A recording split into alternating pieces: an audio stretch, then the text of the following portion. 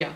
I would say at least start preparation for studying 2 weeks before finals. Actively, intensively studying for finals maybe the week before, but you should have your final exams sort of in the back of your mind and kind of thinking, I'm going to think about this for the final exam, and start looking over your old tests and things like that, a couple of weeks in advance. Like a week in advance, or 2, yeah, or whenever they give you the study guide. It doesn't really matter. I don't know, 2 to 3 weeks before, like light, and then Definitely the week before the exam. Yeah, I'd say like 2 weeks is like light studying, which is like good, and then in the final week a little bit ramped up. When? It depends on the class and how hard it is. Yes, but typically not before the weekend before. Yeah, if it's like on a Thursday, start studying on like a Tuesday. Yeah, you want to go, but like you should do no studying before the final, before the weekend before the final. Don't do it. There's nothing good that comes out of procrastinating. Bad. Do you procrastinate? Yes. Okay. I do it, but like I do it well. You know, It's all about there's how something you called procrastinate. there's There's that guy no, there's like bad procrastination and there's good. I'm good procrastinator. You always save enough time. No, you're not. Yeah, I do. I get everything done and I get good grades. You get a whole arm? Yeah. Okay, wait, that was a humble brag. I'm sorry. I didn't know that. Because it's a pull. You just gotta leave enough time for yourself, and then you're good. If you don't, then that's on you. No. But if you're smart and you know what you're doing, you got it. You can procrastinate. Depends. Oh my god!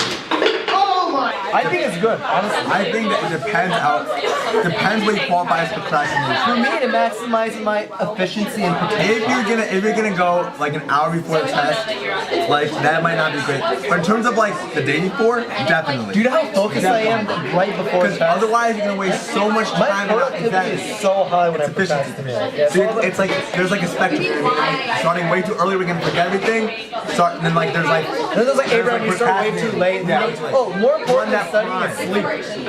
The last minute studying is as worthwhile as that last minute sleep. That's why you have to start procrastinating, not to the very last section, but to like towards the end of the scale, and enough where you can still get all your sleep. If your options are sleep or cram, definitely sleep. Definitely sleep. No. Nope. Absolutely not. Cramming is proven over and over by many students, and unfortunately they prove it one year and then they reprove it the next year. Cramming is not an effective preparation technique. But don't cram. Cram Toxic. I say you should, but like, there's nothing wrong with cramming. Like, yeah, if you're good at it, there's nothing. No cramming. No cramming. Cramming has to be efficient cramming. Efficient cramming. You want to do a lot, but still enough time where like you still remember everything. You know what I mean? Because if you cram too much, you're gonna forget everything. But you have to cram enough where it's like still efficient. That's If you cram too much, it just leaks out. Nothing stays, you know? It depends. Okay, your brain's going to forget things, but not completely. Everything you ever learned is in your brain, so it's always there. I know that Shakespeare class doesn't give a final exam, but if you were taking a final exam in a Shakespeare class and you didn't plan to read any more Shakespeare or do any other critical thinking ever again in your life, then it would probably be reasonable to forget everything you did in preparation for the Shakespeare final exam. Oh, yeah, I'd say like generally, if you're trying to learn, you should remember, and you shouldn't just like study the information just for the test, but like that's when stuff happening anyway, so it doesn't matter. No, not really. I don't remember anything I've learned in the past 10 years, so you can probably forget it. Sleeping is always important. You need, a certain amount of sleep. I think at least like 6 hours minimum, but even for like teenagers, I've heard like 10 hours. I mean, that seems like a lot. But I would say, your 7 to 8 is probably always your best. Always eat like a good breakfast before school. That's always helpful because then you're not like thinking about how hungry you are during the test. So sleep is extremely important. I always tell my students that sleep is probably the most important thing. It's more important than studying late at night. You don't want to show up for exams already tired. Eating is important. You want to eat your normal diet. Don't load up on junk food. Don't do carb loading because with carb loading there comes a carb crash, and you don't want that to happen during your exam.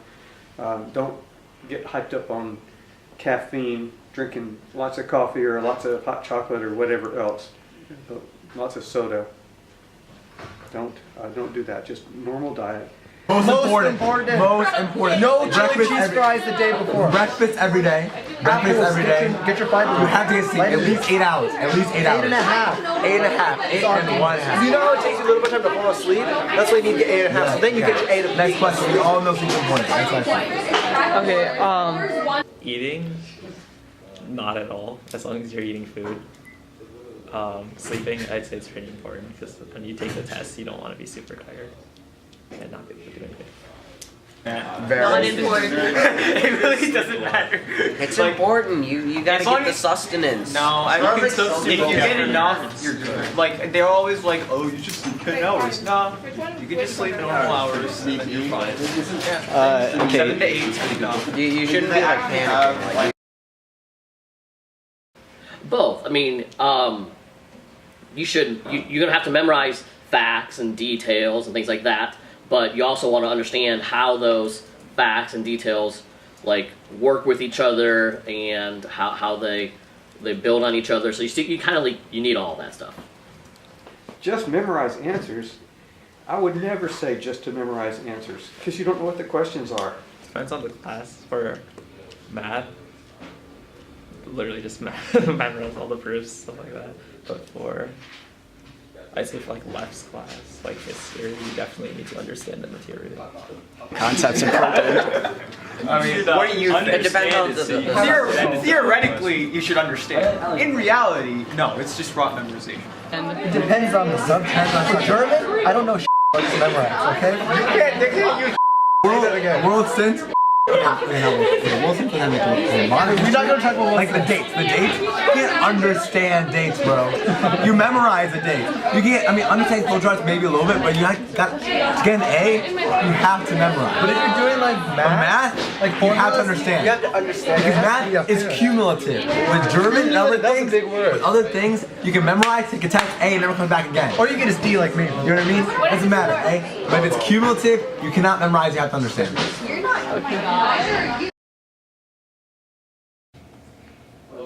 Use the passing periods.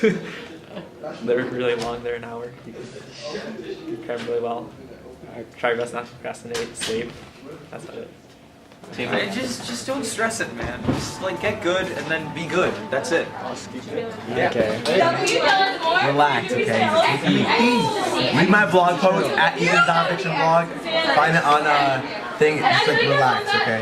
Take it easy. Like and subscribe. Give me a high yearbook for quality content for relaxing. Gargoyle, yeah, check it out. It's really You know what I mean? Zen. Zen. Just be Zen. Thank you.